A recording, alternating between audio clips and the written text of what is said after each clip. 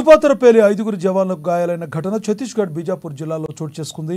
ఊసూరు black తర్రెం police station పరిధిలోని గుండం అటవీ ప్రాంతంలో సిఆర్పీఎఫ్ 153 బెటాలియన్కు చెందిన జవాన్లు కూంబింగ్కు బయలుదేరారు. సెర్చ్ ఆపరేషన్ చేస్తున్న సమయంలో మాటు వేసిన మావోయిస్టులు పోలీసులను లక్ష్యంగా చేసుకుని మందుపాత్ర పేల్చారు. దీంతో ఓ ఇన్స్పెక్టర్తో సహా 5గురు జవాన్లకు తీవ్రంగా గాయాలయ్యాయి. గాయపడ్డ జవాన్లను హెలికాప్టర్లో రాయ్పూర్ హాస్పిటల్కు తరలించి చికిత్స అందిస్తున్నారు. आज दिनांक प्रातः 7 से 7:30 के मध्य में केवलपुर कैंपीना की रूट से सीआरपी की टीम डिवाइनिंग ड्यूटी के लिए निकली थी।